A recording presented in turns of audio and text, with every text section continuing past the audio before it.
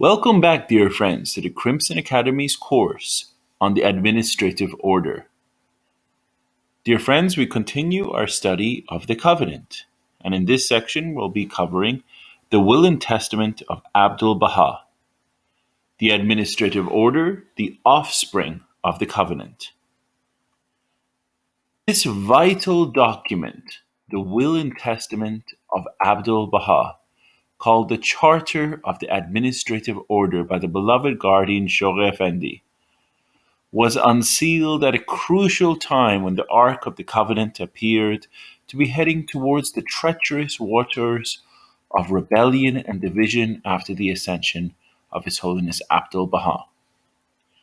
The twin strongholds or mighty pillars of the administrative order, namely the institution of the guardianship and of the Universal House of Justice, were the offspring of the two monumental charters, the Kitab Ahdas and the Will and Testament of Abdul Baha. Before that critical time, it was the period of smooth sailing with Abdul Baha at the helm. The defeated creatures of the dark were hiding in their dens, wondering what went wrong with their plans. They mourned Abdul Baha's survival of the onslaught of their successive assaults. Their dismay had no bounds when, towards the end of World War I, Jamal Pasha, the commander of the Turkish army, could not crucify Abdul Baha as he had promised, having been conquered by the British army. Then, after the war, Abdul Baha was knighted in Haifa by the British government official, General Allenby, for his humanitarian services rendered during the gloomy days of the war. The beloved guardian Shoghi Effendi, Abdul Baha's eldest grandson, received his Bachelor of Arts degree from the University of Beirut in 1918 and was more than glad to return to his grandfather, whom he loved so much. For 2 years he acted as Abdul Baha's secretary for his English correspondence. How unforgettable were those 2 happy years in the life of Shoghi Effendi, who would accompany Abdul Baha when meeting dignitaries and officials. His Holiness Abdul Baha had made an allusion about a possible trip to India and the Far East, the United States and Europe, taking 4 to 5 years. It is possible that Shoghi Effendi was counting on accompanying him on that trip. After all, when he was 15 years old, he accompanied Abdul Baha on the start of the trip to the United States, but through the mischief of a jealous relative, Shoghi Effendi was forced to return to Haifa from the port of Naples, Italy. When it was decided that Shoghi Effendi should go to Oxford University in England to polish his translating ability, he welcomed it. Abdul Baha, though advanced in age, was so active that everyone thought the end was in the distant future. He himself knew the approach of the hour, but his allusions to this effect fell on relatively deaf ears. Life without Abdul Baha was unthinkable. It had been a little more than 1 year since Shoghi Effendi, now almost 25 years old, had entered Oxford, when, on November 28, 1921, Abdul Baha, after a short illness, passed away. A while before his passing, he had requested the parents of Shoghi Effendi to wire him to return immediately. But the parents chose to send the message by mail instead of telegram, so as not to worry their son. Well, with the slow postal service, the letter arrived much too late.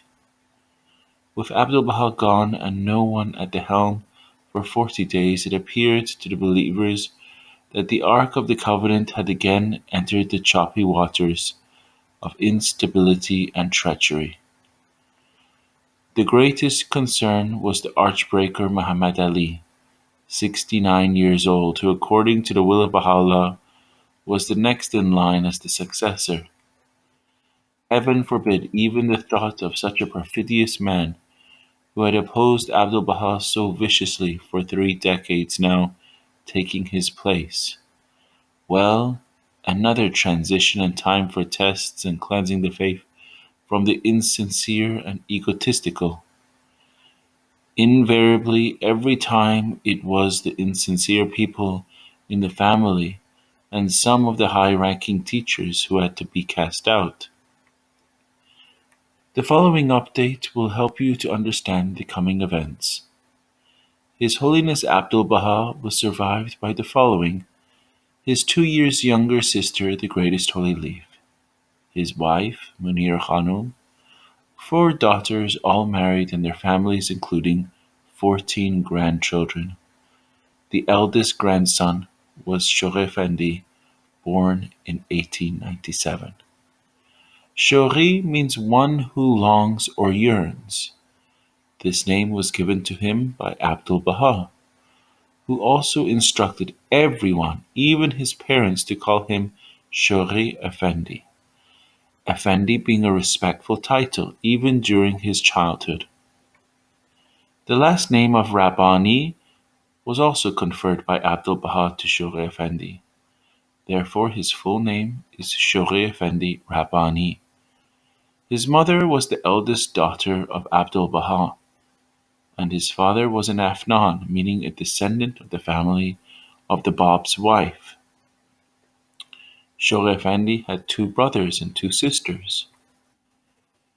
The covenant breakers were mostly of the older generation. Muhammad Ali, his younger brother Badiullah, and the notorious Majduddin, their cousin. Muhammad Ali's son, Shawallah, had been doing mischief in the United States since Abdul Baha's trip.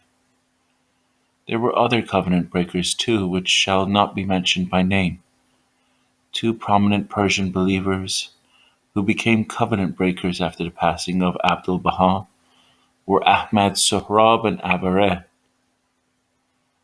Ahmad Sohrab, as a young man, was sent to the United States to be a servant to Mirza Abba Fazayel during his stay in the United States. However, Ahmad Sohrab stayed in the United States and became proficient in English. In 1912, during Abdul Baha's tour of the United States, Sohrab became Abdul Baha's interpreter. Abdul Baha took him back to Haifa to serve as secretary for his English communication to the West. In view of that position, he became well known to the Western believers and grew in prominence. Alvarez's name was Abdul Hussein from Taft, a village close to Yazd. Abdul Baha gave him the title of Alvarez, meaning wanderer, on account of his extensive travel teaching. He was recognized as one of the best and most popular and respected Baha'i teachers. Not a good ending awaited them. When the beloved guardian heard the shocking news of Abdul Baha's passing, he collapsed. It took a couple weeks before he could sail back to Haifa on December 16, 1921. He arrived in Haifa on December 29th. He knew that there was a sealed envelope with his name on it, entrusted to the Greatest Holy Leaf by Abdul Baha. As he has stated himself, he had no idea about becoming the guardian. He thought that after Abdul Baha, the House of Justice would be formed and he might be the convener. After his arrival in Haifa, the will and testament was read to him, which was another shock about the gravity of the task. How could anyone replace Abdul Baha? It was about 40 anxiety-ridden days from Abdul Baha's passing to January 3rd, 1922, when the will was read to the family and the believers. It was written in Abdul Baha's own handwriting, clearly appointing Shoghi Effendi as the guardian of the cause and the authorized interpreter. The Baha'i world was informed and the photocopy of the will was distributed. The believers all over hailed the joyous news. No one questioned the authenticity of the will except an American lady, Mrs. Ruth White. She had seen Abdul Baha in the Holy Land and after his ascension questioned the will to the degree that she asked the Postmaster of the United States to prohibit the National Spiritual Assembly, from using U.S. postal system, since according to her, they were distributing lies about Shogh Effendi being the successor of Abdul Baha. She also wrote her objections to the British High Commissioner of Palestine, but she was ignored by both. Successive poundings began to assault the Ark of the Covenant, trying to split it, but were incapable of breaking the unity. Due to two nerve-shattering shocks, Shogh Effendi's health deteriorated, so in April 1922 he left Haifa for treatment in Europe. Recovered, he returned to Haifa in December of the same year. None of us can realize when to be at the helm in those turbulent years. The life of Shogh Effendi is a talk all by itself, presently being prepared. Dear friends, you study his biographies. Words cannot portray the impact of those terrible attacks. Soon after the ascension of Abdul Baha, the dark crept out of their dens. Their delusion was that of the mighty guard. Abdul Baha out of the picture, the shield was down, and the beloved guardian Shogh Effendi, only 25 years old, was inexperienced and would be vulnerable to their deadly assault. How oblivious of the impregnable armor of the covenant and its source of strength. Muhammad Ali and his associates tried to enforce his claim to be the successor after Abdul Baha through both government and religious authorities. Frustrated by the lack of progress in their aims, his brother Badiullah by force took the key of the shrine of Baha'u'llah from its Baha'i caretaker. In a short time, authorities intervened and the key was returned to Shogh Effendi. Most of the family, the prominent Baha'is of the East and the West, as well as the government officials, favored formation of the House of Justice because it appeared that the affairs of the cause were too much for young Shogh Effendi to handle. Before leaving the Holy Land in April 1922, Shogh Effendi invited some prominent believers to Haifa to discuss the issue of the Universal House of Justice. Amazing how everyone favored it, particularly those with ego who were sure of their membership in it. Ahmad Sohrab was one of them. Alvarez arrived too late for the meeting, but he intimated to the Greatest Holy Leaf the urgent need for such a formation. In allusion, he threatened that should Shogh Effendi fail to comply, he could make the Persian believers rise against him. What a folly! The guidance of Baha'u'llah promised through his unfailing covenant led Shogh Effendi to decide against the formation of the Universal House of Justice at that time. He found that the foundation was not strong enough to support it. There were loosely knit local assemblies whose members had no idea what their real purpose or the scope of their duties were. National spiritual assemblies did not exist. Abdul Baha's will established them as the secondary houses of justice, essential for the election of the Universal House of Justice. Through dedicated guidance and supervision of Shogh Effendi, the pattern of the institutions of the faith were first built in the United States. Horace Hawley was the right hand of the Guardian and later was elevated to the rank of a hand of the cause of God. Now you know why the Guardian referred to the United States as the cradle of the administrative order. The achievements and dedicated work of Shohreh Effendi in that hostile environment in the Holy Land are too numerous to be mentioned. Dear friends, however, it is important to mention that the Guardian did not interject his personal ideas into the building of the administration. All were interpretations of the words of Baha'u'llah and Abdul Baha, which he was empowered to do. The best example of it was his not pronouncing anything new as a condition for his choice to appoint a successor. Such a new pronouncement or legislation would be only in the domain of the Universal House of Justice. His was only to interpret what had been revealed explicitly or implicitly. As the expounder of the faith, he enabled the believers for centuries to come to understand what is the station of Baha'u'llah and the goal of his cause. Before long, Ahmad, Sohrab, and Avareh and their underlings, with their hopes for leadership dashed, began their rebellion and were cast out as covenant breakers.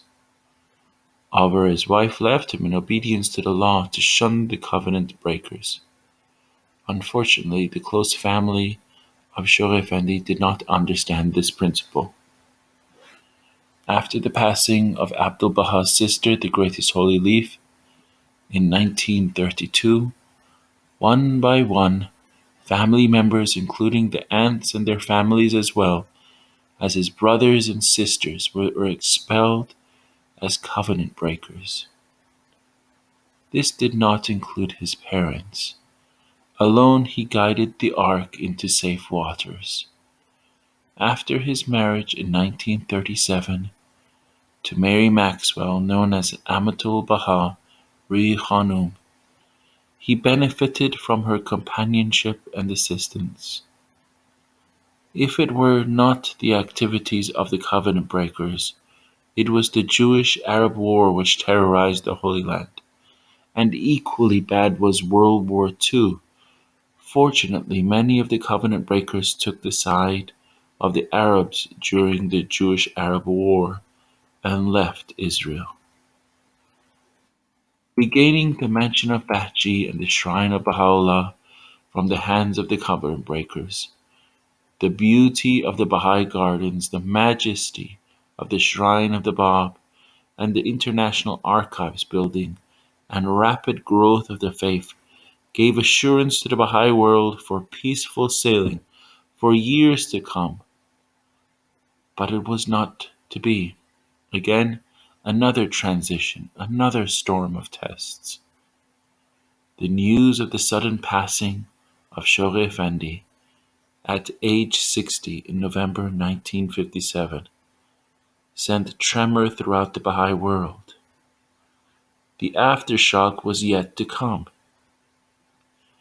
He passed away in London and was laid to rest there. Dear friends, a short digression here is necessary. His Holiness Baha'u'llah appointed 4 hands of the cause, whose services extended during the ministry of Abdul Baha. Abdul Baha did not appoint any, and only conferred the rank upon a few posthumously.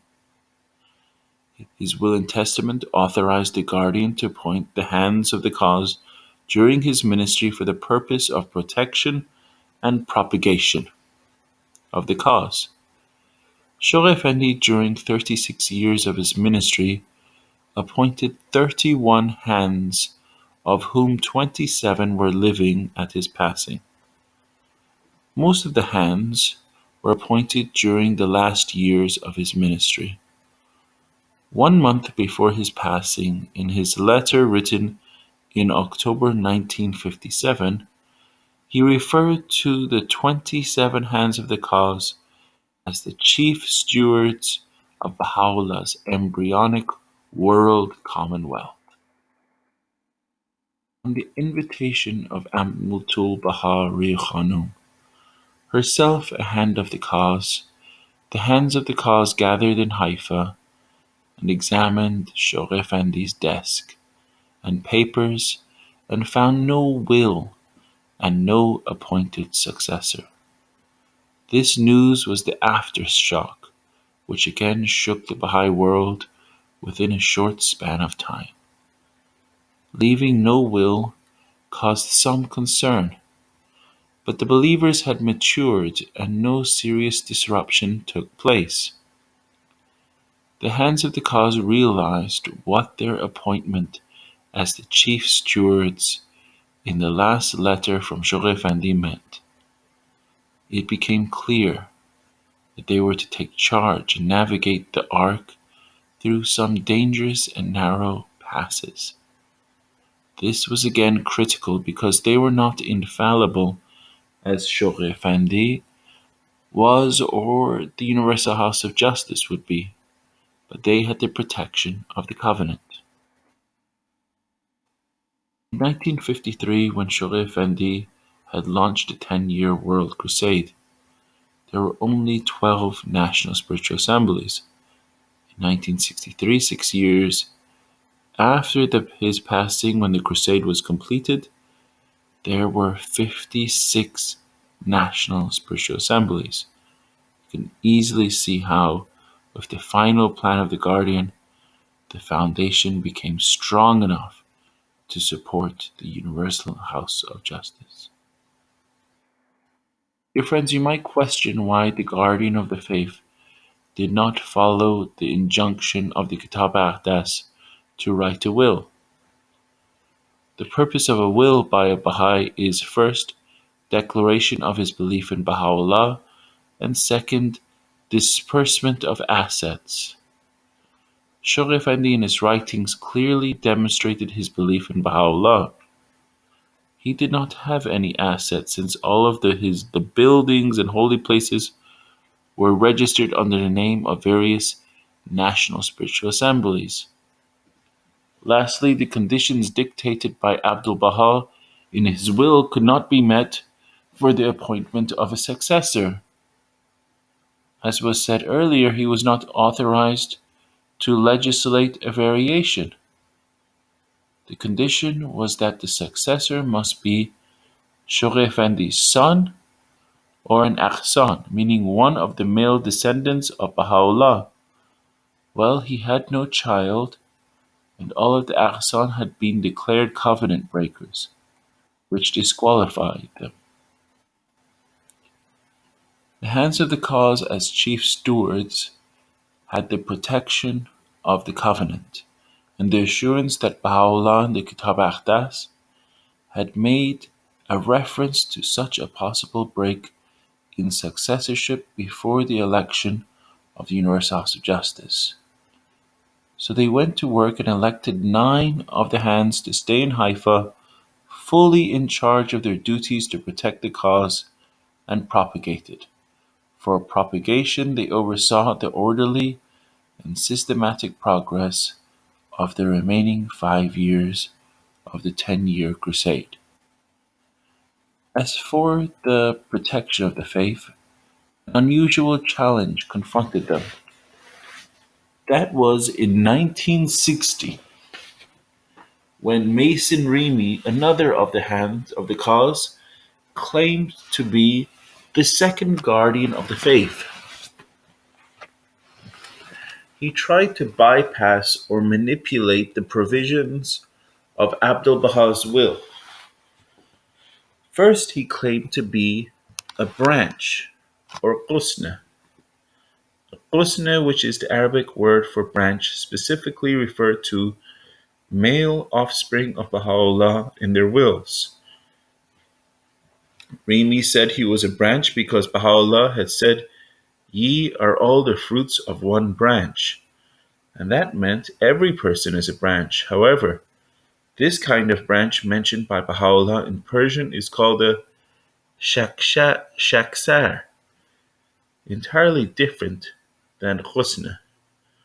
Both are translated into English as branch. The real delusion which led Mason Remy to make such a preposterous claim was his being appointed by the Guardian as the president of the International Baha'i Council. The Guardian had referred to this council as the embryonic form of the Universal House of Justice. Mason Remy deducted that this presidency equated with the presidency of the real House of Justice, which, according to the will of Abdu'l Baha, belongs to the Guardian. He was counseled by the other hands. If his deduction was right, then the Guardian himself, during his lifetime, should have presided over the council. And secondly, the House of Justice would be formed by election, but the council was by appointment. The last decisive rebuff was that the will of Abdu'l Baha specifically mentions that the successor appointee by the Guardian must have the approval of the 9 hands of the cause elected by all of the hands. Since he could not be counseled to give up his false claim, he had to be declared a covenant breaker. That crisis, as severe as it appeared to be, was another test and another indicator about unassailability of the covenant. The ripples he caused made a few ambitious and insincere to sink with him. Some of his misguided followers and contending successors still exist, but soon they will wither and disappear. Dear friends, it is noteworthy that all of the covenant breakers who contested the authorized successors gradually sank deeper into the folly of their betrayal. They ultimately repudiated acceptance of the station of Baha'u'llah and Abdu'l Baha. Baha'is must shun the covenant breakers and not read their literature. Should one accidentally open their communication, it must be forwarded to the National Spiritual Assembly. The covenant breakers and their writings are contaminated with the spirit of rebellion and are as contagious as a virus. His Holiness Abdu'l Baha has stated that the contact of 1,000 healthy people with a sick person will not cure him, but one diseased person can contaminate 1,000 healthy ones. His Holiness Baha'u'llah has forbidden association with the violators of the covenant, which also has been reaffirmed by Abdu'l Baha in his will and testament. One of the greatest and most fundamental principles of the cause of God is to shun and avoid entirely the covenant breakers, for they will utterly destroy the cause of God, exterminate his law, and render of no account all efforts exerted in the past. By reading certain writings of the faith, it appears that the institution of the guardianship should continue. To answer this question, one must define the unique domain of the guardianship versus the domain of the Universal House of Justice. The principal domain of the guardian is authorized interpretation of the holy words, while the domain of the Universal House of Justice is legislation of new laws authorized by Baha'u'llah. When we look at the history of the faith with the ministry of Abdu'l Baha for 29 years, from 1892 to 1921, and ministry of Shough Effendi for 36 years, from 1921 to 1957, this faith has more than 65 years of authorized interpretation of the holy words. As you know, His Holiness Baha'u'llah himself allowed the believers to ask him questions, and he clarified many issues such as found in the question and answer part of the Kitab Ahdas. The extensive 36 years of interpretation by the Guardian has left for posterity a rich mine which the Universal House of Justice will continue to research. This is the meaning of the continuation of the institution of the guardianship. And what about the writing that states the Guardian is the permanent president of the Universal House of Justice? Doesn't it imply that the Guardian, no chairman or president, should head the House? Could it be considered a protective measure which will not give any individual believer the special position of occupying that seat? Dear friends, you should know that Universal House of Justice, contrary to all other kinds of organizations, does not have an elected chairman. In rotation, members convene the meetings and sign the communications issued by the Supreme Body. Most likely, you have seen the communications from the House of Justice. The signature is not an individual's name, but is signed the Universal House of Justice. The perfection of this system is truly astonishing.